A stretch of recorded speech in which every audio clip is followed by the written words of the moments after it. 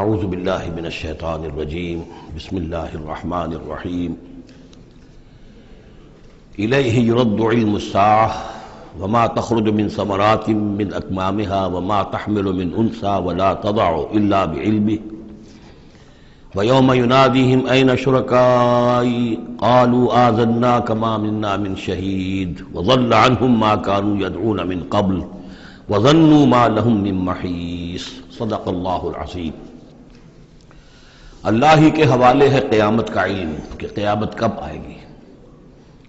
وما تخرج من ثمرات، اور جو بھی نکلتا ہے میووں میں سے ان کے غلافوں کے اندر سے، وما تحمل من انثى، اور جو بھی کوئی مادہ اٹھاتی ہے اپنے پیٹ میں حمل، ولا تضع، اور نہ ہی وہ اس کو جنتی ہے، الا بعلمہ، مگر وہ اللہ کے علم میں ہوتا ہے۔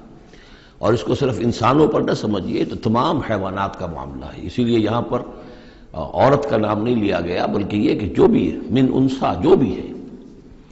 وَيَوْمَ يُنَادِيهِمْ أَيْنَ شُرَكَائِي، اور جب اس دن کے پکارے گا انہیں کہ کہاں ہے میرے وہ شریک، قَالُوا آذَنَّاكَ مَا مِنَّا مِن شَهِيدٍ، تو وہ کہیں گے ہم نے تو آپ سے عرض کر دیا ہے، ہم میں سے کوئی بھی اس کا اقرار نہیں کرتا کہ ہمارا کوئی شریک ہے۔ یعنی یہ کہ اس وقت وہ بالکل ایسے بے بس ہو جائیں گے کہ وہ نہیں کہہ سکیں گے کہ ہم نے واقعتاً کسی کو سمجھا تھا کہ وہ ہمارا سہارا ہوگا۔ وَضَلَّ عَنْهُمْ مَا كَانُوا يَدْعُونَ مِن قَبْلُ، اور گم ہو جائیں گے ان سے، ان کے ہاتھوں کے طوطے اڑ جائیں گے جن کو وہ پکارا کرتے تھے اس سے پہلے۔ وَظَنُّوا مَا لَهُم مِّن مَّحِيصٍ، اور انہیں یقین آ جائے گا کہ اب کوئی خلاصی کی کوئی شکل نہیں ہے، یہاں سے نجات پانے کی کوئی صورت نہیں۔ لا يسأم الانسان من دعاء الخیر، انسان نہیں تھکتا ہے خیر مانگتے ہوئے، اگر اس کے پاس دولت ہے اور مانگے گا، اور نعمتیں ہیں اور مانگے گا۔ وَإِن مَّسَّهُ الشَّرُّ، اور اگر کہیں اسے تکلیف پہنچ جائے، فَيَئُوسٌ قَنُوطٌ، تو بالکل مایوس ہو جاتا ہے اور نا امید ہو جاتا ہے۔ وَلَئِنْ أَذَقْنَاهُ رَحْمَةً مِنَّا مِن بَعْدِ ضَرَّاءَ مَسَّتْهُ، اور اگر ہم انہیں اپنی رحمت کا مزہ چکھا دے اس کے بعد کہ اسے کوئی تکلیف پہنچی تھی، لَيَقُولَنَّ هَٰذَا لِي، تو وہ کہے گا یہ تو میرا ہے ہی، یہ تو میری اپنی صلاحیت ہے، میں نے اپنے مسائل کو حل کر لیا، میں نے جتنی بھی مشکلات تھیں میں نے بڑے اپنے ناخن تدبیر سے تمام عقدے حل کر لیے۔ وَمَا أَظُنُّ السَّاعَةَ قَائِمَةً، یہ بالکل وہی الفاظ ہیں کہ جو سورہ کہف میں آئے ہیں کہ دو اشخاص کا مکالمہ ہوا تھا، میں نہیں سمجھتا کہ قیامت وغیرہ کوئی قائم ہونے والی شے ہے۔ وَلَئِن رُجِعْتُ، وہاں رُدِدْتُ ہے، یہاں رُجِعْتُ ہے، اور اگر مجھے لوٹا ہی دیا گیا، گویا کہ بالفرض، جیسا کہ تم کہتے ہو، اگر واقعتاً ہو ہی گیا، اول تو میرا گمان نہیں ہے، یہ ڈکوسلا تھا معلوم ہوتا ہے مجھے، اگر ہو ہی گیا، اِلَىٰ رَبِّي إِنَّ لِي عِندَهُ لَلْحُسْنَىٰ، تو میرے لیے تو پھر وہاں اور اچھائی ہوگی، اس لیے کہ جب یہاں مجھے نوازا ہے، اللہ نے سب کچھ دیا ہے، عزت دی ہے، پیسے دیے ہیں، دولت دی ہے، اولاد دی ہے، تو ظاہر بات ہے کہ میرے اندر کچھ ہے جو اسے پسند آیا ہے، تو یہ کہاں چلا جائے گا؟ میرے اندر جو خیر ہے، جو میرے اندر اللہ تعالیٰ کی محبوبیت کی کوئی چیز ہے، تو وہ وہاں بھی قائم رہے گی اور اللہ تعالیٰ وہاں بھی مجھے دے گا۔ فَلَنُنَبِّئَنَّ الَّذِينَ كَفَرُوا بِمَا عَمِلُوا، تو پھر ہم پوری طریقے سے جتلا دیں گے ان کافروں کو جو کچھ کے عمل انہوں نے کیے ہوں گے۔ وَلَنُذِيقَنَّهُم مِّنْ عَذَابٍ غَلِيظٍ، اور انہیں لازماً مزہ چکھائیں گے بہت ہی گاڑھے عذاب کا۔ وَإِذَا أَنْعَمْنَا عَلَى الْإِنسَانِ أَعْرَضَ وَنَأَىٰ بِجَانِبِهِ، اور جب ہم انسان پر نعمتوں کی بارش کر دیتے ہیں تو پھر وہ ذرا اپنا رخ پھیر لیتا ہے اور اپنی جانب ایک جانب کو مڑ جاتا ہے، پہلو موڑ لیتا ہے۔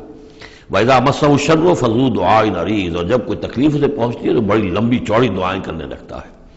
قُلْ أَرَأَيْتُمْ إِنْ كَانَ مِنْ عِنْدِ اللَّهِ ثُمَّ كَفَرْتُمْ بِهِ، اے نبی سے کہیے کہ ذرا سوچو، تھوڑی دیر کے لیے فرض کر لو کہ یہ جو میں پیش کر رہا ہوں قرآن یہ اللہ ہی کی طرف سے ہو، امکان تو ہے نا، 1%، 2%، 3%، کسی درجے میں تو امکان ہے۔ ثُمَّ كَفَرْتُمْ بِهِ، اور پھر تم نے اس کا کفر کیا، من اضل ممن هو فی شقاق بعید، تو کون ہوگا زیادہ بھٹکا ہوا اس سے کہ جو اس طرح کی زندہ کے اندر جا پڑا ہے۔ یعنی سوچو ذرا، غور کرو، جیسے اس سے پہلے آیا ہے کہ میں تم سے کہتا ہوں ایک ایک کر کے، دو دو کر کے، اکیلے اکیلے، دو دو مل کر گفتگو کرو، سوچو سمجھو کہ کیا اس شخص کے اندر کوئی دیوانگی کے آثار ہیں، کوئی ان کے اندر کوئی کبھی ان کی زندگی کے اندر اس سے پہلے جو 40 برس ان کو تمہارے درمیان بسر کی ہے کبھی کوئی جھوٹ بولا ہے۔ اب یہ آخری مرتبہ پھر قرآن مجید کا ذکر آ رہا ہے، اور یہ سب سے اہم ہے ہمارے اس موجودہ دور کے لحاظ سے۔ سَنُرِيهِمْ آيَاتِنَا فِي الْآفَاقِ وَفِي أَنفُسِهِمْ حَتَّى يَتَبَيَّنَ لَهُمْ أَنَّهُ الْحَقُّ، ان قریب ہم انہیں دکھائیں گے اپنی آیات، آفاق میں بھی، یہ پوری کائنات جو ہے، آسمان اور زمین، آفاق، وفی انفسہم، ان کی اپنی جانوں کے اندر بھی، حتیٰ یتبین لہم انہ الحق، یہاں تک کہ یہ بات بالکل واضح ہو جائے گی ان کے لیے، مبرہن ہو جائے گی کہ یہ قرآن حق ہے۔ اس سے اشارہ ہو رہا ہے اس معلومات کے ایکسپلوژن کی طرف کہ جو آج ہو رہا ہے، اور یہ کوئی زیادہ پرانی بات نہیں ہے، یہ زیادہ یوں سمجھیے کہ یہ سائنس کی ڈیولپمنٹ 200 برس کا ہے معاملہ، اور اس میں بھی جو ایکسپلوژن ہوا ہے یہ تو ہاف سینچری سے زیادہ کا مسئلہ نہیں ہے، اسی کے اندر ہوا ہے۔ اور اصل میں آج کے دور میں قرآن مجید کے اعجاز کو ثابت کرنے کے لیے کہ یہ معجزہ ہے، سب سے اہم پہلو یہ ہے۔ تو میں نے جو تعارفی گفتگو کی تھی اس دورہ ترجمہ قرآن سے پہلے، تو میں نے عرض کیا تھا کہ قرآن مجید کے اعجاز کے پہلو بے شمار ہیں، کس کس پہلو سے قرآن معجزہ ہے ہم اس کا احصاء نہیں کر سکتے، لیکن موٹی بات یہ سمجھ لیجئے کہ جب قرآن نازل ہوا ہے تو اس کا معجزہ ہونا سب سے زیادہ اس اعتبار سے تھا کہ اپنی ادبیت، اپنی فصاحت، اپنی بلاغت کے اعتبار سے معجزہ تھا، اور اسی پہلو سے چیلنج کیا گیا۔ تمہارے ہاں شعراء ہیں، تمہارے ہاں خطباء ہیں، تمہارے ہاں ادب کا بڑا ذوق ہے، وہ اس جیسی ایک صورت بنا کر لے آؤ۔ باقی یہ کہ نہ بھی سائنسی معلومات تھی ان کے پاس، دوسرے یہ کہ جو فینومینا آف دی نیچر ہے قرآن میں، جو آسمان زمین دیکھو، اب ظاہر بات ہے اس وقت وہ آدمی کیا دیکھ رہا تھا؟ اپنی ننگی آنکھ سے جو کوئی دیکھتا تھا وہی دیکھ رہا تھا نا، لیکن آج انسان دیکھ رہا ہے ٹیلیسکوپس کی مدد سے، آج انسان دیکھ رہا ہے مائکروسکوپس کی مدد سے، الیکٹرانک مائکروسکوپ سے، آج جو انسان کی معلومات کا ذریعہ جو ہے، تو گویا کہ وہ آیات الہیہ جو قرآن مجید میں جن کے اشارے کر دیے گئے، ان کو جو 1400 برس قبل کا انسان دیکھ رہا تھا اور جو انہیں آج کا انسان دیکھ رہا ہے، وہ زمین و آسمان کا فرق ہے۔ اور ہوتے ہوتے یہ ثابت ہوتا چلا جا رہا ہے کہ جو کچھ قرآن مجید نے کہا تھا وہی حق ہے۔ اس میں اگرچہ ابھی کچھ حصے رہ گئے ہیں، لیکن بہت سے پہلو ہیں جو واضح ہو رہے ہیں، اور روزانہ کچھ شکل ایسی آتی ہے کہ جس سے کہ ان سائنسی حقائق سے قرآن مجید کا حق ہونا ثابت ہوتا ہے۔ لہذا آج کے دور میں اس کام کو بہت اہمیت حاصل ہے کہ اس کے لیے محنت کی جائے، کوشش کی جائے۔ اب اتفاق کی بات ہے کہ یہ کام کیا بھی ہمارے ہاں، تو بہرحال جو سب سے بڑی نمایاں کتاب ہے وہ ایک فرینچ سرجن نے کیا، وہ ایمان لے آئے، مورس بکائی، لیکن یہ کہ کسی مسلمان کو یہ توفیق نہیں ہوئی کہ وہ مطالعہ کرتا ان سائنسز کا اور ان کے حوالے سے پھر وہ کمپیریٹو اسٹڈی کرتا بائبل اور قرآن کے مابین، اور پھر کہتا اور دعوے کے ساتھ کہہ سکتا کہ سائنسی جو بھی انکشافات آج تک ہوئے ہیں قرآن کا ایک حرف بھی غلط ثابت نہیں ہوا۔ ہاں، قرآن مجید کے ان الفاظ سے جو معنی پہلے سمجھے گئے تھے جبکہ معلومات کا دائرہ محدود تھا وہ غلط ہو سکتے ہیں، لیکن قرآن کا لفظ غلط ثابت نہیں ہوا۔ آج قرآن کا وہ لفظ زیادہ اجاگر ہو کر، روشن ہو کر، جیسا کہ میں نے آپ سے عرض کیا علقہ، اب علقہ کہاں سے لے آئے؟ اب یہ علقہ فائدہ، فؤاد، فائدہ اس سے ہے، تو یہ چیزیں اب اور زیادہ واضح ہوتی جا رہی ہیں۔ یا کہ تمام اجرام سماویہ کا کل فی فلک یسبحون، جتنا آج معلوم ہے یہ پہلے تو معلوم نہیں تھا۔ کئی دور آئے ہیں، پہلے انسان سمجھتا تھا زمین ساکن ہے، سورج چلتا ہے، پھر سوچا کہ نہیں یہ تو سورج ساکن ہے، زمین چلتی ہے۔ آج ہمیں معلوم ہے کوئی شے ہے ہی نہیں، سکون محال ہے قدرت کے کارخانے میں، کوئی ذرہ بھی جو ہے اندر، جو ایک ایٹم ہے وہاں بھی حرکت ہے، وہ نیوٹرونز جو ہیں وہ کس طریقے سے چکر لگا رہے ہیں بے تابانہ، حرکت ہی حرکت ہے۔ تو اس اعتبار سے قرآن مجید جدید سائنسی اکتشافات کے ذریعے سے جس طریقے سے اس کے حقائق مبرہن ہو رہے ہیں، اس پر زیادہ توجہ کی ضرورت۔ البتہ اس میں تکلف کرنا اور زبردستی کرنا نہیں، جہاں وہ بات ابھی واضح نہیں ہے اب صاف مان لو، جو بھی ہم سورہ آل عمران میں پڑھ آئے ہیں کہ یہ بات ابھی واضح نہیں ہے، لیکن ہمیں یقین ہے کل من عند ربنا، یہ سب اللہ کی طرف سے ہے۔ وقت آئے گا کہ ثابت ہو جائے گا کہ جو کچھ قرآن نے جو الفاظ استعمال کیے تھے، جو حقیقت منکشف ہوگی، وہ عین ان الفاظ میں صحیح فٹ ہو جائے گی، اگرچہ ابھی ہم اس کی وضاحت نہیں سمجھ سکتے۔ تو جہاں تکلف نہ کیا جائے، تصنع نہ کیا جائے، کھینچتان نہ کی جائے، یہ نہ کیا جائے، یہ بعض لوگوں نے یہ کیا ہے، لیکن یہ کہ جہاں تک کہ وہ حقائق ثابت ہو چکے ہوں تو ان کو بہرحال استعمال میں لایا جانا چاہیے کہ قرآن مجید کی حقانیت کو اس کے ذریعے سے مبرہن کیا جائے۔ اب دیکھیے یہ لفظ جو آیا ہے سنوریہم، اب سین جب آتا ہے فعل مضارع پر تو مستقبل کی بات بن جاتا ہے، مستقبل میں ہم دکھائیں گے انہیں اپنی نشانیاں۔ اب ظاہر بات ہے سائنس جو ہے وہ اسٹڈی کر رہی ہے، ایکسپلور کر رہی ہے، خلا کو ایکسپلور کر رہی ہے، اور سمندروں میں ایکسپلوریشن ہو رہی ہے، آرکٹک اور انٹارکٹک کی ایکسپلوریشن، کہاں تک انسان پہنچا ہے، کیسے جنگوں میں ڈال کر لوگوں نے جو ہے وہ چیزیں جو ہے معلومات کا خزانہ جمع کیا ہے۔ سنریہم آیاتنا فی الآفاق وفی انفسہم حتی یتبین لہم انہ الحق، یہ بات اور مبرہن ہوتی جائے گی، مزید واضح ہوتی جائے گی، مزید اجاگر ہوتی جائے گی، قرآن حق ہے۔ اولم یکفی بربک انہ علی کل شیء شہید، کیا کافی نہیں ہے یہ بات تیرے رب کے لیے کہ وہ تو ہر چیز پر گواہ ہے، ہر کائنات کی ہر شے اس کی نگاہوں کے سامنے ہے۔ لیکن آج سے 1400 برس پہلے وہ انہی الفاظ میں اس نے بیان کیا تھا جسے اس وقت کا انسان سمجھ سکتا۔ وہ باتیں آج کے حوالے سے جو باتیں آ رہی ہیں وہ بیان کر دی جاتی ہیں، سمجھ میں کس کی آتی نہیں۔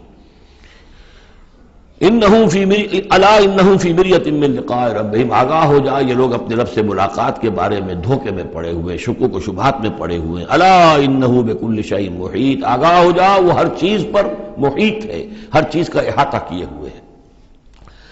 سورۃ الشورى، اور یہ سورت جو ہے اب ان 4 سورتوں میں یوں سمجھ لیے کہ کلائمیکس ہے، اس مضمون کا کلائمیکس، نقطہ عروج یہاں آ رہا ہے، اور وہ ہے اجتماعی عملی توحید۔ انسان جو ہے ایک متمدن حیوان ہے، یہ مانتے ہیں سب لوگ، تمدن مل جل کر رہتا ہے، اسے اجتماعی نظام وجود میں آتا ہے۔ اجتماعی نظام کے مختلف پہلو ہم نے شمار کیے ہیں، ایک معاشرتی نظام ہے، اس سے بھی پہلے عائلی نظام ہے، خاندانی نظام ہے، پھر معاشرتی نظام ہے، پھر اقتصادی یا معاشی نظام ہے، پھر سیاسی نظام ہے۔ یہ تمام جو نظام ہیں یہ جب تک کہ اللہ کی حاکمیت کے تابع نہیں ہوتے تو گویا کہ اجتماعی سطح پر تو توحید نہیں ہے، وہ تو شرک ہے۔ پھر افراد جو ہیں اکیلے اس میں ہو سکتے ہیں موحد ہوں، اور وہ کس شکل میں ہوں گے؟ جبکہ وہ تن من دھن اس باطل اور مشرکانہ نظام کا قضا کما کر کے اور وہاں توحید کا نظام قائم کرنے کے لیے لگے ہوئے ہوں اور انہوں نے اس کے اندر لگا دیے ہوں، تب تو وہ ہے موحد، ورنہ تو وہ مشرک ہے۔ اگر مشرکانہ نظام کو انہوں نے دل سے تسلیم کر لیا، اسی مشرکانہ نظام میں وہ اپنی دوڑ دھوپ کر رہے ہیں پاؤں پھیلانے کے لیے، جائیداد بنانے کے لیے، اپنے کوئی پروفیشن میں شائن کرنے کے لیے، کسی اور معاملے میں ساری بھاگ دوڑ اس کے لیے ہو رہی ہے، اس کا مطلب یہ کہ انہوں نے اس نظام کو ذہناً قبول کر لیا۔ تو جنہوں نے اس طاغوت کو قبول کر لیا انہوں نے اللہ کا انکار کیا، چاہے وہ نمازیں پڑھتے ہوں بلکہ تہجد بھی پڑھتے ہوں۔ تو اقامت دین کی اصطلاح اس صورت میں آ رہی ہے، اور اقامت دین کے موضوع پر یہ قرآن مجید کا ذروۂ سنام ہے۔ بسم اللہ الرحمن الرحیم، حامیم عین سین قاف۔ یہ ویسے تو 2 صورتوں میں سے ایک ہے جس میں 5 حروف آئے ہیں، ایک ہم پڑھ چکے ہیں کاف ہا یا عین صاد، لیکن یہ اس اعتبار سے منفرد ہے کہ حامیم علیحدہ اور عین سین قاف علیحدہ، تو 2 آیتیں اس سورہ مبارکہ کی یہ منفرد ہے کہ جو حروف مقطعات پر مشتمل ہے۔ مجھے اس سورہ مبارکہ سے بھی جو ایک خصوصی مناسبت ہے وہ میں عرض کر ہی دوں کہ سب سے زیادہ تو سورہ حدید، لیکن مکی قرآن میں سورہ حدید کا جو متوازن اور اس کا جو بدل ہے وہ سورہ شورى ہے۔ جو مقام سورہ حدید کو حاصل ہے مدنی قرآن میں، وہی مقام سورہ شورى کو حاصل ہے مکی قرآن میں، اور یہ بھی دیکھ لیجئے کہ تقریباً یہ دگنی ہے اس سے، اس کی آیات ہیں 29، اس کی آیات ہیں 53، اور چونکہ مکی قرآن جو ہے وہ دگنا ہے مدنی قرآن سے اپنے حجم کے اعتبار سے۔ کذالک یوحی الیک والی الذین من قبلک اللہ العزیز الحکیم، کذالک اسی طرح وحی کرتا ہے اللہ اے نبی آپ کی طرف اور ان لوگوں کی طرف بھی کرتا رہا ہے جو آپ سے پہلے تھے، وہ اللہ جو العزیز ہے الحکیم ہے۔ اب یہ کذالک کس چیز کی طرف اشارہ ہو رہا ہے؟ ایک تو یہ کہ جو بھی لوگ تھے اس وقت ان کے سامنے تھا کہ جس طریقے سے حضور کہتے تھے مجھ پر وحی آئی ہے، اور ایک اس سورہ مبارک کے آخر میں بھی آ جائے گا وحی کی قسمیں، جن کا کہ میں نے اس تعارف قرآن والے لیکچر میں ذکر کیا تھا، تو وہاں آگے جا کر آ جائے گا کہ وحی کس کس طور سے آتی ہے، انسانوں پر آتی رہی ہے۔ تو کذالک کی تشریح اس صورت میں وہاں ملے گی۔ لہو ما فی السماوات و ما فی الارض، اسی کا ہے جو کچھ کہ ہے آسمانوں میں اور جو کچھ کہ ہے زمین میں، وہو العلی العظیم، اور وہ بہت بلند و بالا ہے اور بہت عظمت والا ہے۔ تکاد السماوات یتفطرن من فوقہن، آسمان قریب ہے کہ اوپر سے پھٹ پڑے، یعنی اوپر ان کے اتنا بوجھ ہے، اتنا وزن ہے، اتنے فرشتے ہیں۔ ایک حدیث میں آتا ہے کہ بالشت بھر جگہ بھی خالی نہیں ہے جہاں کوئی نہ کوئی فرشتہ اللہ کا یا سر بسجود نہ ہو یا کھڑا نہ ہو قیام میں اللہ تعالیٰ کے لیے، تو یہ کیفیت ہے وہاں پہ۔ وما یعلم جنود ربک الا ہو، جو تیرے رب کے جو لشکر ہیں انہیں کوئی جانتا ہی نہیں سوائے خود اس کے، تو وہ پھٹ پڑنے کے تیار ہیں۔ بل ملائکۃ یسبحون بحمد ربہم، یہ سورہ مومن میں یہ بات آ چکی ہے کہ فرشتے جو ہیں وہ اہل زمین میں سے جو اہل ایمان ہیں ان کے لیے استغفار کرتے رہتے ہیں۔ والملائکۃ یسبحون بحمد ربہم، وہ اپنے رب کی تسبیح کے ساتھ حمد بھی کرتے ہیں، ویستغفرون لمن فی الارض، اور زمین والوں کے لیے جو زمین میں ہے اہل ایمان ان کے لیے استغفار کرتے رہتے ہیں۔ الا ان اللہ هو الغفور الرحیم، آگاہ ہو جاؤ یقینا اللہ ہی غفور ہے، اللہ ہی رحیم ہے۔ والذین اتخذوا من دونہ اولیاء، اور وہ ہستیاں کہ جنہیں ان لوگوں نے سمجھ لیا اولیاء، حمایتی، مددگار، بچانے والا، شافع، اور ان کے ذریعے سے تقرب حاصل کر لیں گے۔ اللہ حفیظ علیہم، اللہ تعالیٰ خود ان کا بھی نگران اللہ ہے۔ وما انت علیہم بوکیل، اور اے نبی آپ کو ان کے ذمہ دار نہیں ہے۔ وَكَذَلِكَ أَوْحَيْنَا إِلَيْكَ، کذالک پھر آ گیا، جیسے کذالک پہلی آیت میں تھا اور یہ 7ویں آیت میں بھی ہے، اس کذالک کا مفہوم آگے جا کے واضح ہوگا۔ اسی طرح ہم نے وہی کیا ہے آپ کی طرف اے نبی، قرآنًا عربیًا، یہ قرآن عربی، لِتُنذِرَ أُمَّ الْقُرَىٰ وَمَنْ حَوْلَهَا، تاکہ آپ خبردار کر دیں بستیوں کی ماں یا بستیوں کی جڑ، سب سے بڑی بستی، سب سے اہم بستی۔ یہ ہم پڑھ چکے ہیں سورہ قصص کی آیت نمبر 59 میں آیا تھا، حتیٰ نبعث فی امہا رسولا، جو بھی علاقہ ہے اس کی جو مرکزی بستی ہے ہم عذاب نہیں بھیجتے رہے جب تک کہ اس کی مرکزی بستی کے اندر رسول نہ بھیج دیں۔ تو اب یہ ام القریٰ ہے، جو مکے جو عرب کے لیے ام القریٰ ہے، ویسے یہ پوری دنیا کا ام القریٰ ہے۔ لتنذر ام القریٰ، اگر حضرت آدم واقعتاً یہ بات صحیح ہے کہ بیت اللہ حضرت آدم کا بنایا ہوا ہے، تو معلوم ہوا کہ پوری دنیا کا جو ہے واقعتاً ام القریٰ پھر یہی ہے، بیت العتیق، بہت پرانا گھر، تاکہ آپ خبردار کریں ام القریٰ کے رہنے والوں کو، ومن حولہا، اور جو ان کے ارد گرد ہیں۔ یہ مفہوم پہلے بھی آ چکا، میں نے عرض کیا ارد گرد جو ہے وہ تو دائرے کھینچتے جائیے تو پوری دنیا اس میں آ جائے گی۔ وَتُنذِرَ يَوْمَ الْجَمْعِ، اور خبردار کرنا ہے اس جمع ہونے والے دن، قیامت کا دن، لا ریب فیہ، جس میں کوئی شک نہیں ہے، فریق فی الجنت، ایک گروہ ہوگا جو جنت میں جائے گا، وفریق فی السعیر، اور ایک جماعت ہوگی کہ جو جہنم میں جائے گی۔ وَلَوْ شَاءَ اللَّهُ لَجَعَلَهُمْ أُمَّةً وَاحِدَةً، اگر اللہ چاہتا تو انہیں ایک ہی امت بنا دیتا، سبھی مومن ہوتے۔ وَلَٰكِن يُدْخِلُ مَن يَشَاءُ فِي رَحْمَتِهِ، لیکن نہیں، یہ تو اللہ تعالیٰ داخل کرتا ہے جو چاہتا ہے، جو خواہش مند ہوتا ہے، جو اس کی قیمت ادا کرنے کو تیار ہے، اس کو اپنی رحمت میں داخل کرتا ہے۔ یہ مفت میں وہ اللہ تعالیٰ اپنی یہ رحمت اور اپنی جنت جو ہے مفت میں دینے کو اس نے نہیں بنائی ہے، جو چاہتا ہے اس کا ارادہ کرے پھر اس کی قیمت ادا کرے۔ ان اللہ اشتری من المؤمنین انفسهم واموالهم بان لهم الجنہ والظالمون ما لهم من ولی ولا نصیر، اور جو ظالم ہوں گے، مشرک ہوں گے، کافر ہوں گے، ان کا پھر نہ کوئی ولی اور حمایتی ہے اور نہ کوئی مددگار ہے۔ ابھی اتخذوا من دونہ اولیاء، دوبارہ وہی بات آئی کہ انہوں نے اللہ کے سوا جو ہے کہ اپنے اور حمایتی اختیار کر لیے ہیں۔ فاللہ هو الولی، تو اے کم عقلو، اللہ ہی ہے ولی، ایک ہی ولی ہے، بس اس کو پکڑو، اسی کو اپنا ولی مانو۔ اللہ ولی الذین آمنوا یخرجہم من الظلمات الی النور وہو یحیی الموتیٰ، وہی ہے کہ جو زندہ کرے گا مردوں کو، وہو علی کل شیء قدیر، اور وہ ہر چیز پر قادر ہے۔ وَمَا اخْتَلَفْتُمْ فِيهِ مِنْ شَيْءٍ فَحُكْمُهُ إِلَى اللَّهِ، یہاں سے اب مضمون شروع ہو رہا، اس کی تمہید بن رہی ہے۔ تمہارے مابین جو بھی اختلاف ہو اس کے فیصلے کا حق اللہ کے پاس ہے، حاکم وہ ہے، اس کے لیے ہے حاکمیت، sovereignty belongs to him and him alone۔ سروری زیبا فقط اس ذات بے ہمتا کو ہے، حکمراں ہے ایک وہی، باقی بتانے آزری۔ اس کی حاکمیت کے تحت پورا نظام زندگی کا آ جائے گا تو اس کا نام ہے اللہ کا دین قائم ہو گیا۔ توحید بالفعل اس پورے نظام میں قائم ہو گئی، ایک اللہ کی حکومت، ایک اللہ کی مرضی، ایک اللہ کا قانون۔ ذالکم اللہ ربی علیہ توکل، تو وہ ہے اللہ میرا رب، اس پر میں نے توکل کیا ہے۔ وإلیہ انیب، اور اسی کی طرف میرا رجوع کرنا ہے۔ فاطر السماوات والارض، وہ آسمانوں اور زمین کا پیدا فرمانے والا ہے۔ جعل لکم من انفسکم ازواجا، اس نے تمہاری ہی نو سے تمہارے لیے بیویاں بنا دی، جوڑے بنا دیے۔ ومن الانعام ازواجا، اسی طرح چوپایوں میں بھی ہر سپیشیز کے اندر نر بھی ہے، مادہ بھی ہے۔ یذرؤکم فیہ، اسی سے وہ تمہاری افزائش کرتا ہے، افزائش نسل، اسی سے تمہیں پھیلاتا ہے۔ لیس کمثلہ شیء، اس کی یونیک ہستی، اس کے مثال کی سی بھی کوئی شے نہیں۔ اب کیا کریں، ایک چیز ایبسلیوٹ نیگیشن کے لیے ہماری زبان میں کوئی اسلوب ہے ہی نہیں، اس جیسی کوئی شے نہیں، اس کی سی کوئی شے نہیں، اس کی مثال کسی بھی کوئی شے نہیں. اب یہ اس سے زیادہ یہ اور اس کے اندر ایمفیسس کا ایبسولوٹلی یونیک، لا مثل لہ ولا مثال لہ ولا ضد لہ ولا ضد لہ، وہ جو بھی آپ الفاظ جتنے بھی جمع کرتے رہیں گے.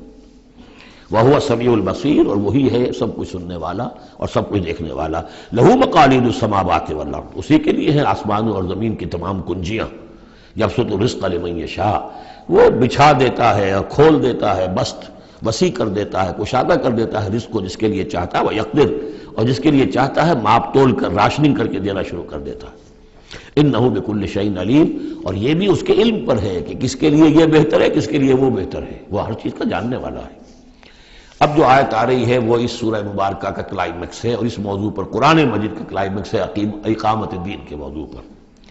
شرع دین، اے محمد پر ایمان لانے والو، اے مسلمانوں، تمہارے لیے اللہ نے دین میں وہی شے معین کی ہے ما وصی بہ نوحا، جس کی وصیت کی تھی نوح کو. والذی اوحینا الیک، اور جس کی وحی کی ہے ہم نے اے محمد آپ کی طرف. کیونکہ پہلے خطاب ہے لکم، شرع لکم، یہاں امت سے خطاب ہو رہا ہے.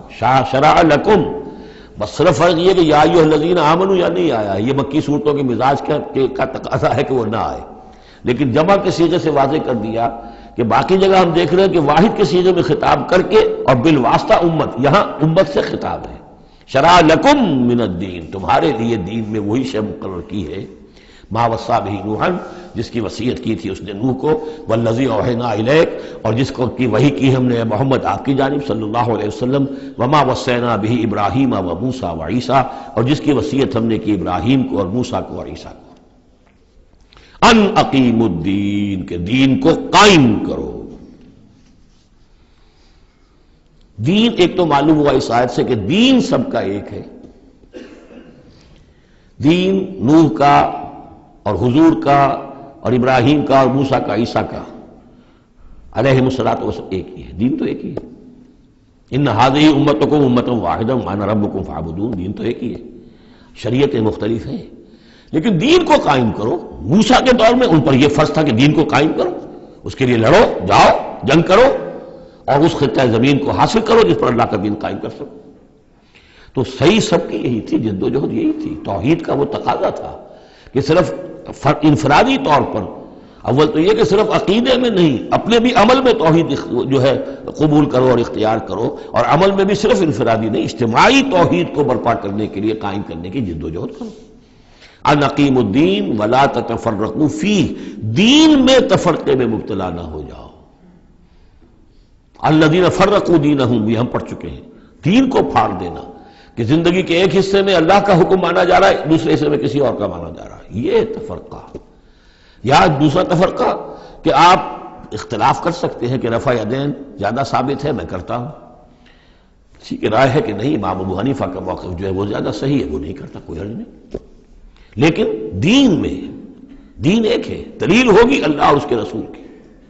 دین میں فرق نہیں ہے. وہ تو چاہے حنفی ہیں، مالکی ہیں، شافعی ہیں، حنبلی ہیں، سلفی ہیں، دین تو سب کا ایک ہے، اسلام. اسی طرح شریعت موسوی اور بھی کسی اور کی ہوگی، شریعت محمدی، دین سب کا ایک. اس میں تفرقہ نہیں ہونا چاہیے. دین کو قائم کرنے کی جد و جہد کرو. ولا تتفرقوا فی، دین میں تفرقہ نہ ہو. یہ ہے وہ اقامت دین کی فرضیت. اس میں چونکہ عام طور پر ترجمہ جو ہے شاید آپ کے پاس بھی ہو تو قائم رکھو دین کو کر دیا گیا ہے، وہ بھی صحیح ہے. دو ہی سچویشن ممکن ہے، یا تو دین قائم ہے تو اسے قائم رکھو، صحیح ہے. خیمہ اگر کھڑا ہے تو کھڑا رکھا جائے گا کہ آندھی آ رہی ہے تو آپ اس کی رسیوں کو پکڑ رہے ہیں، اس کے بانسوں کو پکڑ کر کھڑے ہو رہے ہیں تاکہ خیمہ گر نہ جائے. اس کو قائم رکھو. خیمہ گر گیا تو کھڑا کرو، اب اثر نو سے آپ ریکٹ کریں گے. تو یہ دونوں ترجمے بالکل صحیح ہیں. قائم کرو، قائم رکھو. قائم ہے تو قائم کرو، قائم نہیں ہے تو رکھو، اور قائم نہیں ہے تو قائم کرو. ان اقیموا الدین ولا تتفرقوا فیہ کبر علی المشرکین ما تدعوہم الیہ. بہت بھاری ہے یہ مشرکین پر بات جس کی طرف اے نبی آپ ان کو بلا رہے ہیں. انہوں نے تو زندگی تقسیم کی ہوئی ہے. جو خدا کا ہے وہ خدا کو دو، اور جو قیصر کا ہے وہ قیصر کو دو. حکومت کا ہے وہ حکومت کو دو، اور جو مولوی کا حق ہے وہ مولوی کو دو. اب یہ تقسیم ہے جس پر دنیا چل رہی ہے، اور اس پر اگر فرض کیجئے علماء بھی راضی ہو گئے ٹھیک ہے ہمیں تو جو کچھ ہے وہ مل ہی رہا ہے نا، تو وہ تو پھر گویا کہ اس دین کی تو نفی ہو گئی۔ جس نے اس تقسیم کے اوپر اپنے دل کو مطمئن کر لیا، جس نے ریکنسائل کر لیا ذہناً اپنے آپ کو اس تقسیم کے ساتھ، اس کا پھر اللہ سے کوئی تعلق نہیں، چاہے مشرکوں کو کتنا ناگوار ہو، مشرک تو پسند نہیں کرے گا اس کو۔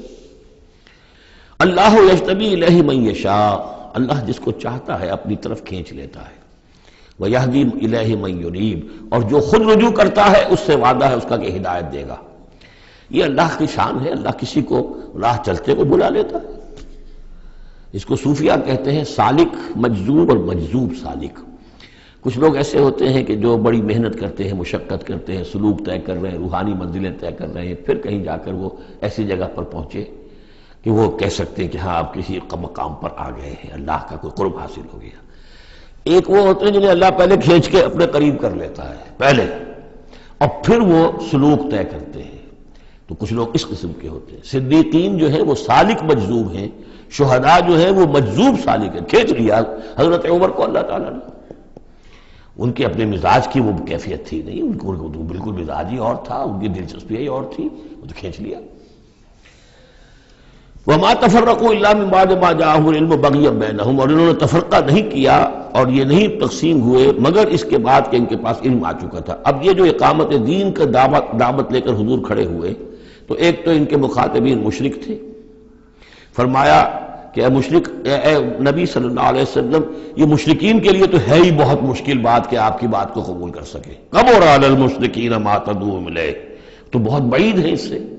البتہ آپ کو اگر یہ خیال ہو کہ یہ اہل کتاب جو ہے یہ تو واقف ہیں اللہ سے، کتاب سے، تورات سے، انجیل سے، اور یہ تو قیامت کو بھی مانتے ہیں، فرشتوں کو مانتے ہیں، سب کچھ مانتے ہیں، یہ تو آسانی سے مان لیں گے، یہ بھی امید نہ رکھیے آپ۔ یہاں حضور کو بتایا جا رہا ہے کہ آپ ایسی توقعات نہ رکھیں، اس لیے کہ ان لوگوں نے تفرقہ ڈالا ہے جبکہ ان کے پاس حق آ چکا تھا۔ کس لیے؟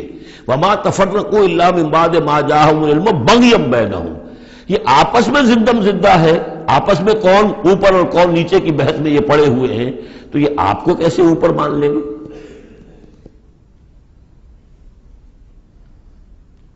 آپ کا قبلہ کیسے مان لیں گے؟ یہ ایک دوسرے کا قبلہ نہیں مانتے، یروشلم دونوں کا قبلہ ہے لیکن ایک نے شرقی کر لیا، ایک نے غربی کر لیا۔ جب اہل کتاب جو ہے آپس میں جھگڑ رہے ہیں، لڑ رہے ہیں، وَهُمْ يَتْلُونَ الْكِتَابَ، اور جبکہ وہ پڑھ رہے ہیں ایک ہی کتاب۔ قالت اليهود ليست النصارى على شيء وقالت النصارى ليست اليهود على شيء وهم يتلون الكتاب۔ تو اے نبی آپ کو کیسے مان لیں گے؟ ذرا توقع نہ رکھیے۔ توقع اگر ہوتی ہے انسان کو تو پھر مایوسی ہوتی ہے۔ Be prepared for the worst, پھر جو اللہ کی طرف سے آ گیا اس کے اوپر شکر ادا کیجیے، امید نہ رکھیے۔ امید زیادہ رکھیں گے تو جلدی مایوس ہو جائیں گے، تھک جائیں گے۔ کبر علی المشرکین، اب یہ دیکھیے اقامت دین کی جد و جہد اتنی مشکل شے ہے کہ حضور سے کہا جا رہا ہے کہ آپ جلدی کامیابی کی توقع نہ رکھیں۔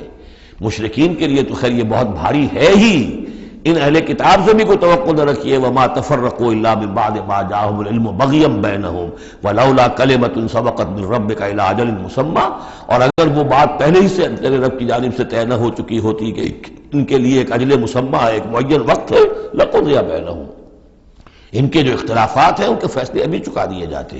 وَإِنَّ الَّذِينَ أُورِثُوا الْكِتَابَ مِن بَعْدِهِمْ، اور جو لوگ کتاب کے وارث ہوئے ہیں ان کے بعد، لَفِي شَكٍّ مِّنْهُ مُرِيبٍ، وہ دھوکے میں پڑے ہوئے ہیں، شکوک و شبہات میں مبتلا ہو گئے ہیں۔ جب اللہ تعالیٰ کسی امت کو کتاب دیتا ہے اور اس امت کے اندر جو ہے پھر وہاں کے نوجوان فرض کیجئے تیسری چوتھی پانچویں نسل میں آ کر دیکھتے ہیں کہ جو اس کتاب کے عالم ہیں، پڑھنے پڑھانے والے ہیں، آپس میں دست و گریبان ہیں، لڑ رہے ہیں، ان کی زندگیوں کو بھی ہم دیکھتے ہیں تو وہ بھی اسی طرح کے دنیا دار ہیں جیسے ہم ہیں، تو ان کا اعتماد کتاب پر سے اٹھ جاتا ہے کہ ہم نے تو یہ کتاب پڑھی نہیں، انہوں نے تو پڑھی ہوئی ہے، یہ تو اس کتاب کو پیے ہوئے ہیں، اور پھر ان کا کردار یہ ہے۔ تو کیا ہے اس کتاب میں؟ پھر ذرا نوٹ کیجئے اس کو، وَإِنَّ الَّذِينَ أُورِثُوا الْكِتَابَ مِن بَعْدِهِمْ لَفِي شَكٍّ مِّنْهُ مُرِيبٍ، ان کے اندر شکوک و شبہات، ریب پیدا ہو جاتے۔ فَلِذَلِكَ فَادْعُ، فَلِذَلِكَ فَادْعُ، تو اے نبی آپ اسی کی دعوت دیتے رہیے، دیتے رہیے۔ ذالکہ کا اشارہ کدھر ہوگا؟ ان اقیم الدین، اقامت دین کی دعوت دیتے رہیے، دیتے رہیے۔ وَاسْتَقِمْ كَمَا أُمِرْتَ، آپ کو اقامت دین کا حکم دیا گیا ہے، دین کو غالب کرنے کی جد و جہد کے لیے آپ کو بھیجا گیا ہے، آپ اسی پر جمے رہیے. Never settle for anything less. یہ تو چاہیں گے کمپرومائز کرنا، وَدُّوا لَوْ تُدْهِنُوا فَيُدْهِنُونَ، یہ کافر تو چاہیں گے کہ آپ ذرا نرم پڑے تو وہ بھی نرم پڑ جائیں، لیکن آپ نہیں، آپ کھڑے رہے. الحق من ربکم، سورہ کہف میں ہم پڑھ چکے ہیں، الحق من ربکم فمن شاء فلیؤمن ومن شاء فلیکفر. یہ حق ہے تمہارے رب کی طرف سے، جو چاہے پورے پر ایمان لائے، جو چاہے چھوڑ دے، دفع ہو جائے. اللہ کو تمہاری ضرورت نہیں ہے، تمہیں اللہ کی ضرورت ہے. فَلِذَٰلِكَ فَادْعُ وَاسْتَقِمْ كَمَا أُمِرْتَ وَلَا تَتَّبِعْ أَهْوَاءَهُمْ، ان کی خواہشات کی پیروی نہ کیجیے. یہی بات ہے جو پھر آگے سورہ بقرہ میں آئی. آگے اس لیے کہہ رہا ہوں کہ نازل تو بعد میں ہوگی نا، ابھی 5-6 سال کے بعد نازل ہوگی سورہ بقرہ. لن ترضى عنك اليهود ولا النصارى حتى تتبع ملتهم. اے نبی، یہودی اور نصرانی آپ سے راضی نہیں ہوں گے جب تک کہ آپ ان کی پیروی نہ کریں. وہ تو کہیں گے ہمارے پیچھے چلو، ہماری گدیاں ہیں، ہماری خانقاہیں چلی آ رہی ہیں، ہمارے مدرسے ہیں، ہمارے یہاں پہ یہ جو ہے مسندیں ہیں ہمارے پیچھے چلو، ہم تمہارے پیچھے کیوں چلیں. بڑی اہم ہے یہ 3 آیتیں، بڑی اہم ہے، بڑی اہم ہے. شرع لکم من الدین سے شروع ہو کر اور یہ 15ویں آیت، فَلِذَٰلِكَ فَادْعُ وَاسْتَقِمْ كَمَا أُمِرْتَ وَلَا تَتَّبِعْ أَهْوَاءَهُمْ وَقُلْ آمَنْتُ بِمَا أَنزَلَ اللَّهُ مِنْ كِتَابٍ، اور کہہ دیجئے کہ میرا ایمان تو ہے اس کتاب پر جو اللہ نے نازل کی ہے. یہ گویا کہ خلاصہ آ گیا یہ سورہ حامیم سجدہ کا، وہ کتاب 6 دفعہ جو کتاب کا ذکر اس میں آیا ہے. اس کی دعوت ہے تو اس کتاب کے ذریعے سے، استقامت ہے تو اس کتاب کو پڑھنے سے استقامت ہوگی. اتل ما اوحی الیک من کتاب ربک واقم الصلاۃ ان الصلاۃ تنہی عن الفحشاء والمنکر وامرت لأعدل بینکم، اور کہہ دیجئے مجھے حکم ہوا ہے تمہارے مابین عدل قائم کروں. تم مجھے کوئی واعظ نہ سمجھو، واعظ گو، واعظ قصہ گو، واعظ کہنے کے لیے آئے، اچھی باتیں کہیں، لوگ بھی گردن جھکا کے سن لیتے ہیں. یہ بھی واعظ کہہ کے چلے جائیں گے، کچھ خدمت کر دیں گے ان کی، کچھ پیسے ان کو ہم دے دیں گے، اللہ خیر صلی اللہ، ایک محفل ہم نے منعقد کر لی، ثواب ہو گیا. باقی نہ وہ کہتے ہیں کہ حرام خوری چھوڑو، نہ ہم نے چھوڑنی ہے. کام وہی کرنا ہم نے جو ہم کر رہے ہیں. ہاں مجلس ہم نے کر لی، عید میلاد منا لی ہم نے، اتنا بڑا جلوس کر لیا، اتنے بڑے بڑے علماء آ گئے اس کے اندر، اور بڑا عمدہ ہمارا شو ہو گیا، ٹھیک ہے. تو میں وہ نہیں ہوں. حضور نے فرمایا مجھے حکم ہوا ہے عدل قائم کروں. جیسے کہ حضرت ابو بکر نے کہا تھا، لوگوں جب بیعت خلافت ہوئی ہے تم میں سے ہر کمزور میرے نزدیک قوی ہوگا جب تک کہ اسے اس کا حق دلوا نہ دوں، اور ہر قوی ضعیف ہوگا جب تک کہ اسے حق وصول نہ کروں. عدل کو قائم کرنے کے لیے مجھے بھیجا ہے. وَأُمِرْتُ لِأَعْدِلَ بَيْنَكُمْ اللَّهُ رَبُّنَا وَرَبُّكُمْ. ویسے اللہ ہمارا بھی رب ہے، تمہارا بھی رب ہے. لنا اعمالنا ولکم اعمالکم، ہمارے لیے ہمارے اعمال ہے، تمہارے لیے تمہارے اعمال ہے. لا حجت بیننا، آپس میں حجت بازی کرنے کا کوئی فائدہ نہیں. اللہ یجمع بیننا، اللہ ہمیں جمع کر دے گا، یا تو اس دنیا میں جمع کر دے گا. یہ ان لوگوں سے بات کہی جا رہی ہے جو کچھ نسبتاً قریب ہوتے ہیں، تو کہتے ہیں نہیں اس طرح نہ کرو، اس طرح کر لو، مقصد تو تمہارا ٹھیک ہے، طریقہ کار یہ نہیں، یوں کرو. کہیے بھائی دیکھیے ہمارے سامنے جو طریقہ کار ہے ہم اس پر کام کر رہے ہیں، ہمیں وہی صحیح معلوم ہو رہا ہے. آپ کو کوئی اور اچھا لگتا ہے آپ اس پر کام کیجیے، اس میں حجت بازی کیا ضرورت ہے. آپ بھی مخلص ہیں، ہم بھی مخلص ہیں، مقصد ہمارا ایک ہے، آج نہیں تو کل جمع ہو جائیں گے. یا آپ پر واضح ہو جائے گا کہ ہمارا طریقہ کار غلط تھا، یا ہم پر واضح ہو جائے گا کہ ہم نے جسے صحیح سمجھا تھا وہ غلط تھا، جڑ جائیں گے. جب تک آپ سمجھ رہے ہیں کہ آپ کا طریقہ کار صحیح ہے، ہم سمجھتے ہیں کہ ہمارا طریقہ کار صحیح ہے، آپ اس پر عمل کیجیے، ہم اس پر عمل کریں گے. اللہ ربنا وربکم لنا اعمالنا ولکم اعمالکم لا حجت بیننا وبینکم اللہ یجمع بیننا. اللہ ہمیں جمع کر دے گا، آج نہیں تو کل، کل نہیں تو پرسوں. جیسے مینا سے چلتے ہیں قافلے، لاکھوں قافلے ہوتے ہیں جو چلتے ہیں، اور وہ 8 9 10 سڑکیں ہیں. سڑکیں کیا ہیں؟ وہ سب کے سب فٹ بال کے گراؤنڈز ہیں، چل رہے ہیں قافلے، لیکن سب سڑکیں جو ہیں وہ کنورج کر رہی ہیں عرفات پر. جیسے جیسے قافلے بڑھ رہے ہیں وہ سڑکوں کے مابین فاصلے کم ہو رہے ہیں. تو اگر تو ہماری منزل واقعی اقامت دین ہے تو چاہے ہم اس سڑک سے آ رہے ہیں چاہے اس سڑک سے آ رہے ہیں، آگے پہنچ جائیں گے. اللہ یجمع بیننا، میدان عرفات میں تو ہم جمع ہو جائیں گے نا. اور بالفرض اگر دنیا میں ہم جمع نہ ہوئے، الیہ المصیر، ایک دن تو آنا ہے نا قیامت کا، جب اللہ کی طرف اللہ کی عدالت میں کھڑے ہوں گے وہاں تو ایک جگہ ہوں گے کہ نہیں؟ وہاں دودھ کا دودھ پانی کا پانی علیحدہ ہو جائے گا۔ والذین یحاجون فی اللہ من بعد ما استجیب لہ حجتہم داحضۃ عند ربہم، اور وہ لوگ جو اللہ کے بارے میں حجت بازی ہی میں لگے رہے اس کے بعد بھی کہ بہت سے لوگوں نے اس کی دعوت پر لبیک کہہ دی ہے، یعنی السابقون الاولون میدان میں آ گئے ہیں، اور اب تو انتظار ہے کہ والذین اتبعوہم بإحسان، اب لوگ آئیں، جوق در جوق آئیں، فوج در فوج آئیں، لیکن جو لوگ اب بھی کھڑے ہوئے حجت بازی کر رہے ہیں، حجتہم داحضۃ عند ربہم، ان کی حجت بازی ان کے رب کے نزدیک بالکل پسپا ہے، پادر ہوا ہے، اس کی کوئی حیثیت ہی نہیں۔ وعلیہم غضب، اور ان پر اللہ کا غضب ہے، ولہم عذاب شدید، اور ان کے لیے سخت عذاب ہے۔ اللہ الذی انزل الکتاب بالحق والمیزان، یہ کتاب اور میزان ایک آیت میں جمع یا یہاں ہے یا سورہ حدید میں ہے؟ سورہ حدید کی آیت نمبر 25، لقد ارسلنا رسلنا بالبینات وانزلنا معهم الکتاب والمیزان لیقوم الناس بالقسط،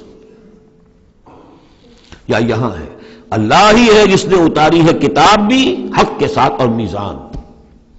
میزان وہ نظام ہے دین حق کا، کتاب نے حق مقرر کر دیا ہے، میزان تول کر دیتی ہے۔ پھر اللہ نے دین کو مقرر کر دیا، لیکن دین کا نظام جب تک نہیں ہوگا تو دین کے مطابق فیصلے کیسے ہوں گے؟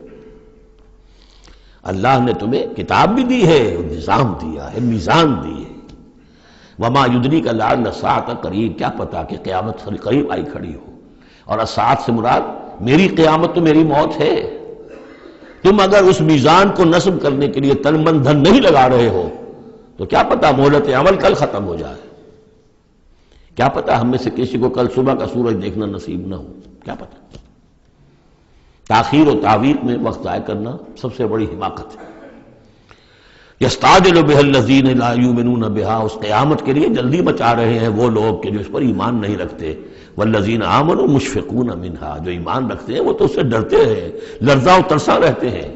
جو سورہ نور میں ہم نے پڑھا، یخافون یوما تتقلب فیہ القلوب والابصار، وہ لوگ تو اس مقام میں بلند پر پہنچنے کے باوجود لرزاں و ترساں رہتے ہیں اس دن کے خیال سے جس دن اپنے پروردگار کے حضور کھڑے ہونا ہوگا۔ والذین آمنوا مشفقون منها ویعلمون ان الحق، وہ جانتے ہیں کہ وہ حق ہے، آ کر رہے گی۔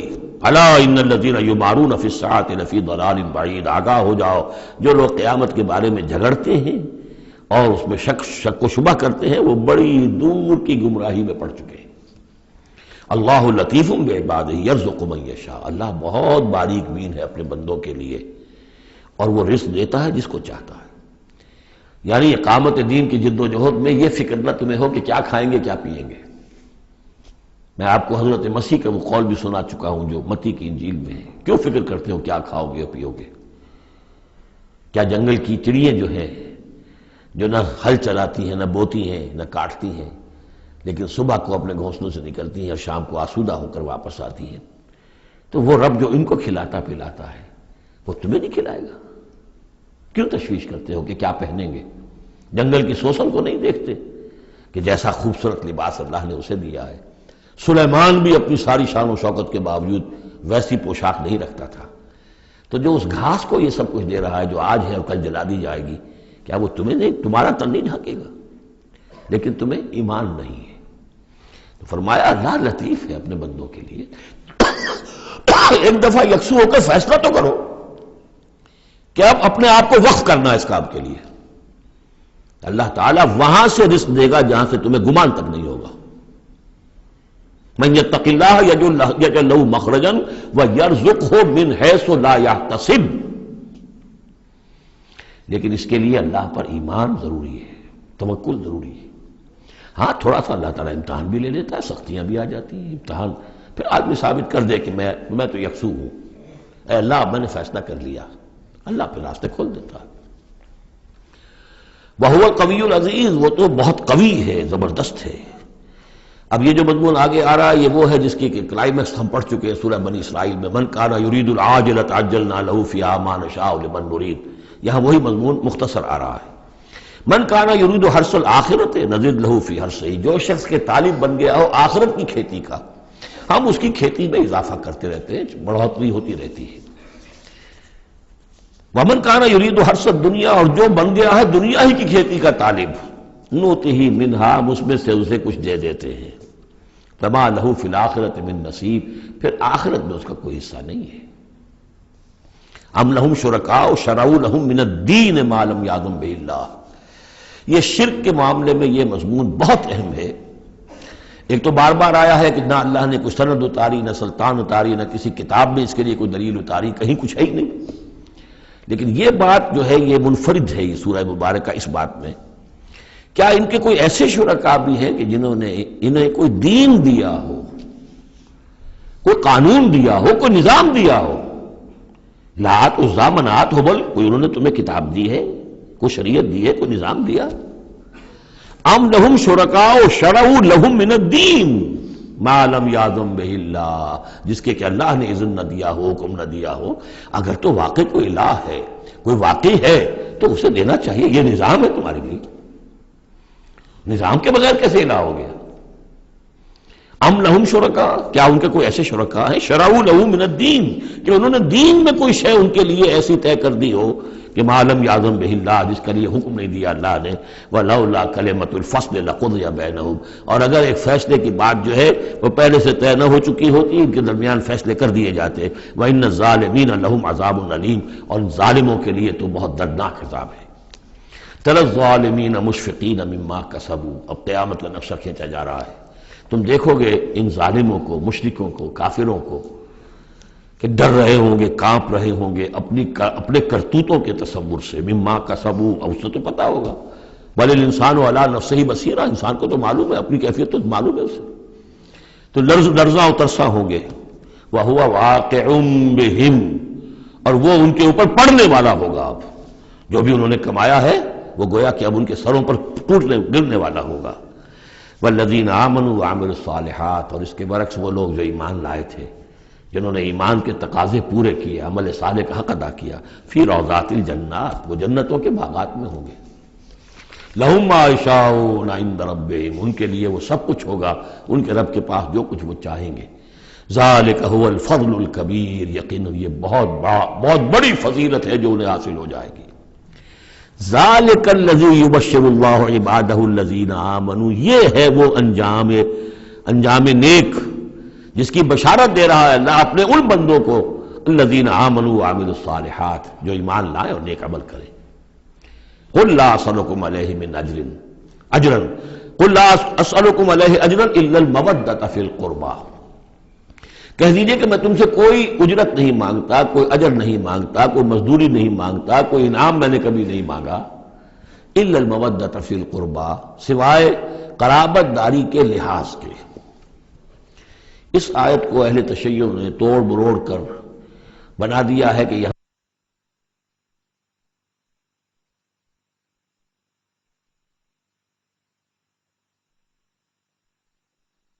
میں اہل تشیع نے اس کے مفہوم کو توڑ مروڑ کر بہت غلط اس سے نتیجہ نکالا ہے، اور وہ یہ کہ اے نبی کہہ دیجئے کہ میں تم سے کوئی اجر طلب نہیں کرتا سوائے اس کے کہ میرے قرابت داروں سے محبت کرو، یعنی اور اس میں خاص طور پر چونکہ ان کے لیے جو ہے وہ حضرت علی، حضرت فاطمہ اور حضرات حسنین رضی اللہ تعالیٰ عنہم اجمعین، ان کا خاص طور پر یہ کہ ان سے محبت جو ہے یہ مراد ہے یہاں پر۔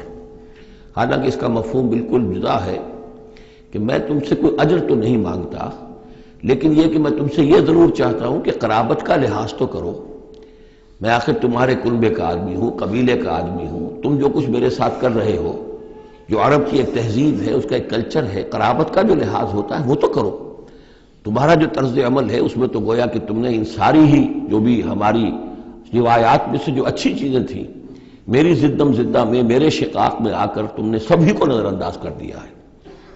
بس یہ ہے اس کا مفہوم، قل لا اسألکم علیہ اجرا الا المودۃ فی القربى ومن یقترف حسنۃ نزد لہ فیہا حسنا، اور جو کوئی بھی کوئی بھلائی کمائے گا تو ہم اس کے لیے اس میں اور بھلائی میں اضافہ کرتے رہیں گے۔ ان اللہ غفور شکور، یقیناً اللہ تعالیٰ غفور ہے اور شکور ہے۔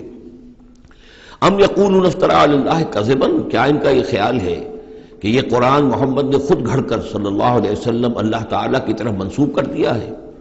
فَإِن يَشَإِ اللَّهُ يَخْتِمْ عَلَىٰ قَلْبِكَ۔ اب یہاں پہ خطاب حضور سے کرتے ہوئے اللہ تعالیٰ فرما رہے ہیں کہ اے محمد اگر ہم چاہیں، اگر اللہ چاہے تو آپ کے قلب کے اوپر مہر کر دے، یعنی پھر یہ کہ یہ جو آپ کے پاس وحی آ رہی ہے وہ وحی نہیں آ سکے گی، یعنی وحی کا آنا جو ہے اس میں آپ کے اختیار کو سرے سے یہ دخل بھی نہیں ہے۔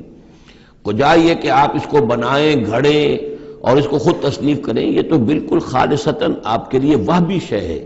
اگر ہم چاہیں، اللہ چاہے تو یہ کہ اسی طرح جیسے کہ سورہ بنی اسرائیل میں آ چکا ہے کہ ہم چاہیں تو لَنَذْهَبَنَّ بِالَّذِي أَوْحَيْنَا إِلَيْكَ، پھر ہم لے جائیں، سلب کر کے لے جائیں آپ سے اس وحی کو، اور قرآن مجید آپ کے سینے میں سے ہم سلب کر لیں، اختیار مطلق ہمارا ہے۔ ان کو بتایا جا رہا ہے کہ اس میں محمد الرسول اللہ صلی اللہ علیہ وسلم کا شخصی طور پر کوئی دخل نہیں۔ وَيَمْحُ اللَّهُ الْبَاطِلَ وَيُحِقُّ الْحَقَّ بِكَلِمَاتِهِ، اور اللہ تعالیٰ باطل کو تو محو کر دیتا ہے، مٹا دیتا ہے، اور حق کا حق ہونا اپنی باتوں سے، اپنی کلمات سے ثابت فرما دیتا ہے۔ بس اس میں وقت لگتا ہے، لیکن یہ کہ بالآخر احقاق حق اور ابطال باطل، یہ الفاظ آئے تھے سورہ انفال میں، اس لیے کہ اس کے بعد جو ہے غزوہ بدر میں وہ احقاق حق اور ابطال باطل کا جو ہے مرحلہ گویا کہ وہ مبرہن ہو گیا، واضح ہو گیا، اور الفرقان، فرق کر دیا اس نے حق و باطل کے مابین۔ انہ علیم بذات الصدور، یقیناً وہ واقف ہے اس سے بھی کہ جو سینوں کے اندر پوشیدہ ہے۔ وَهُوَ الَّذِي يَقْبَلُ التَّوْبَةَ عَنْ عِبَادِهِ، اور وہی ہے کہ جو اپنے بندوں سے توبہ کو قبول فرماتا ہے۔ وَيَعْفُو عَنِ السَّيِّئَاتِ، اور ان کی بہت سی برائیوں سے عفو درگزر سے بھی کام لیتا ہے بہت سی برائیوں کے بارے میں۔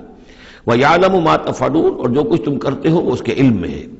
وَيَسْتَجِيبُ الَّذِينَ آمَنُوا وَعَمِلُوا الصَّالِحَاتِ وَيَزِيدُهُم مِّن فَضْلِهِ، اور جو لوگ ایمان لائے ہو اور ایمان ان کے ساتھ نیک عمل کر رہے ہو، ان کی وہ دعائیں سنتا ہے، قبول فرماتا ہے، اور انہیں اپنے فضل سے اور دیتا ہے، مزید ان کے اندر، ان کے ایمان اور اعمال کے اندر ترقی فرماتا ہے۔ والکافرون لہم عذاب شدید، اور جہاں تک کافروں کا تعلق ہے ان کے لیے تو پھر بہت سخت سزا ہے۔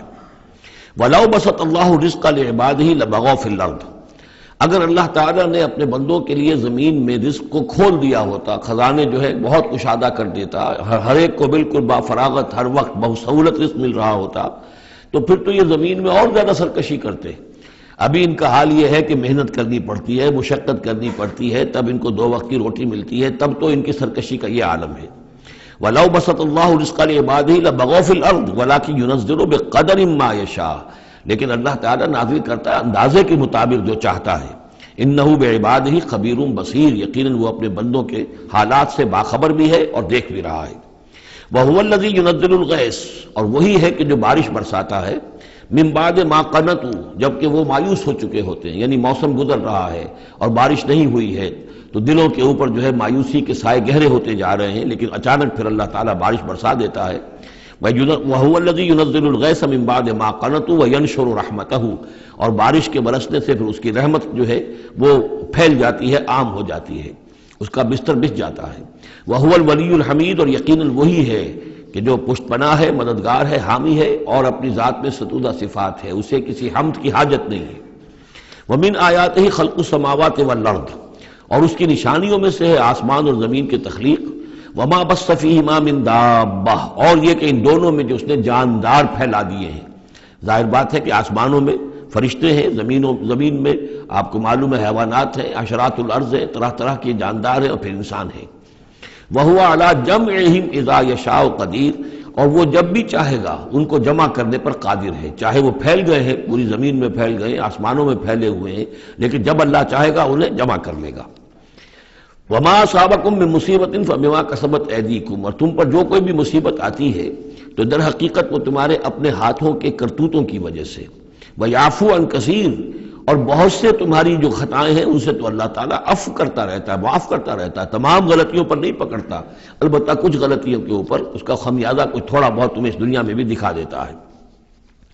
وَمَا أَنتُم بِمُعْجِزِينَ فِي الْأَرْضِ، اور تم اللہ تعالیٰ کو نہ تو زمین کے اندر ہرا سکتے ہو، شکست دے سکتے ہو، اور گویا کہ یہاں پر مخفف معنی ہے وَلَا فِي السَّمَاءِ، جس طرح کہ اس سے پہلے آ بھی چکا ایک مقام پر، نہ آسمان میں، یعنی یہ کہ اللہ تعالیٰ کی مشیت کو کوئی شخص جو ہے اس کو شکست نہیں دے سکتا، اس کی اپنی تدبیر ہے، وہ فعال لما یرید ہے، جو ارادہ کر لیتا ہے کر گزرتا ہے۔ وَمَا لَكُم مِّن دُونِ اللَّهِ مِن وَلِيٍّ وَلَا نَصِيرٍ، اور نہیں ہے تمہارے لیے اللہ کے سوا کوئی ولی اور نہ مددگار۔ وَمِنْ آيَاتِهِ الْجَوَارِ فِي الْبَحْرِ كَالْأَعْلَامِ، اور اس کی نشانیوں میں سے وہ جہاز بھی ہیں جو چلتے ہیں دریاؤں میں اور سمندر میں، اور ایسے ہیں جیسے پہاڑ ایسے جہاز، بڑے بڑے جہاز۔ إِن يَشَأْ يُسْكِنِ الرِّيحَ، اگر اللہ چاہے تو وہ ہوا کو کھڑا کر دے، ہوا کو ساکن کر دے، اس لیے کہ ظاہر بات ہے یہ بادبانی جہاز ہوتے تھے جو چلتے تھے اور ہوا ہی انہیں لے کر چلتی تھی۔ إِن يَشَأْ يُسْكِنِ الرِّيحَ، اگر اللہ چاہے تو وہ ہوا جو ہے ساکن ہو جائے، فَيَظْلَلْنَ رَوَاكِدَ عَلَى ظَهْرِهِ، تو پھر وہ کھڑے کے کھڑے رہ جائیں گے سمندر کی پیٹھ پر، یعنی سمندر کے جو ہے پانی کی سطح پر وہ کھڑے رہ جائیں گے۔ ان فی ذلک لآیات لکل صبار شکور، یقیناً اس میں نشانیاں ہیں ان سب لوگوں کے لیے جو صبر کرنے والے ہوں اور جو شکر کرنے والے ہوں۔ او یوبقہن بما کسبوا، یا پھر اللہ تعالیٰ ان کو غرق کر دے، تباہ کر دے ان جہازوں کو ان کے گناہوں کی پاداش میں۔ وَيَعْفُو عَنْ كَثِيرٍ، لیکن اللہ تعالیٰ بہت سی گناہوں سے اور بہت سی خطاؤں اور تقصیرات سے تو درگزر فرماتا رہتا ہے۔ وَيَعْلَمَ الَّذِينَ يُجَادِلُونَ فِي آيَاتِنَا مَا لَهُم مِّن مَّحِيصٍ، اور تاکہ انسان جان لے کہ جو ہماری آیات میں جو جھگڑا کر رہے ہیں، کٹ حجتیاں کر رہے ہیں، کہ ان کے لیے بھاگنے کی کوئی جگہ نہیں ہے۔ یہ مضامین جو آئے ہیں سورہ مبارکہ میں وہ جو عام مکی صورتوں کے مضامین ہیں، وہی رد و قضا، وہی ان کے ساتھ گفتگو مشرکین کے ساتھ، کفار کے ساتھ۔ لیکن اب اس صورت کا اقامت دین، جو اس کا جو اصل جو ایکسس ہے، اس کا جو عمود ہے، اس کے اعتبار سے دوسرا نہایت اہم مقام اب آ رہا ہے۔ 8 آیات ہیں۔ اقامت دین کی جد و جہد کرنے والوں میں کیا اوصاف ہونے چاہیے؟ اگر یہ اوصاف نہیں ہوں گے تو وہ اقامت دین کی جد و جہد نہیں کر سکیں گے۔ تو یہاں پر نقشہ کھینچا جا رہا ہے اس سیرت کا، اس کردار کا، کہ جو لوگ یہ طے کر لیں کہ ان صلاتی و نسکی و محیای و مماتی للہ رب العالمین، جو اصولی طور پر ایک عزم کر لیں کہ اب ہمیں اپنی بہترین توانائیاں اور قوتیں صرف کرنی ہے اللہ کے دین کو قائم کرنے کے لیے، تو ان کے اندر کیا اوصاف پیدا ہونے چاہیے۔ وہ جو علامہ اقبال کا ایک بڑا سادہ سا شعر ہے، ہو صداقت کے لیے جس دل میں مرنے کی تڑپ، پہلے اپنے پیکرے خاکی میں جاں پیدا کرے۔ تو یہ اوصاف اپنے اندر پیدا کرو تاکہ تم اقامت دین کی جد و جہد کے لیے واقعتاً موضوع ہو سکو۔ پہلی بات، فما اوتیتم من شیء فمتاع الحیات الدنیا، جو شے بھی تمہیں دنیا میں دی گئی ہے بس وہ دنیا کی زندگی کا ساز و سامان ہے، برتنا ہے۔ وما عند اللہ خیر و ابقا، اور جو کچھ اللہ کے پاس ہے وہ خیر ہے اور باقی رہنے والا ہے۔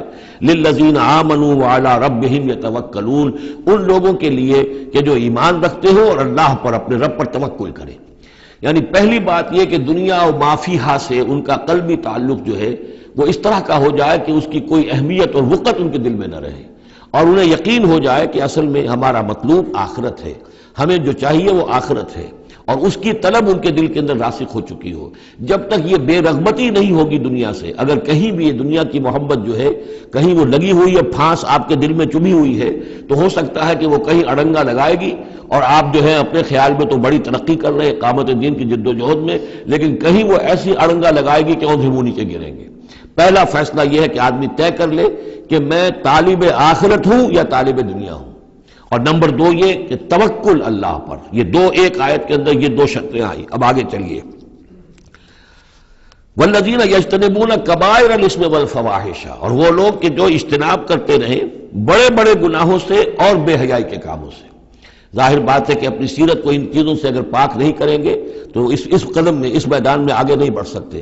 لیکن یہاں دوبارہ نوٹ کر لیجئے کہ یہی مضمون سورہ نساء میں آ چکا ہے۔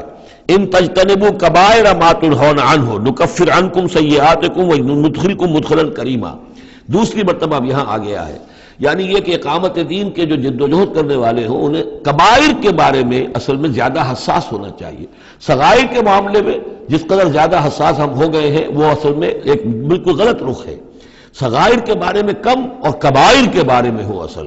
صغائر تو از خود بھی ان الحسنات یذهبن السیئات، جو نیکیاں ہم کرتے ہیں اس سے خود بخود بھی وہ ایسے صغیرہ گناہ جو ہے معاف ہوتے چلے جاتے ہیں، لیکن ہو جاتا ہے الٹا برعکس ہو جاتا ہے معاملہ کہ ایک آدمی ان چیزوں میں تو بہت ہی جزرس ہو جائے اور بہت ہی باریک بین ہو جائے، لیکن جو حضرت مسیح کے الفاظ ہیں کہ مچھر تو چھانتے ہو اور سموچے اونٹ نکل جاتے ہو، یہ صورتحال جو ہے یہ بڑی ہی یوں سمجھیے کہ پیتھولوجیکل کنڈیشن ہے، یہ بیماری کی صورت ہے۔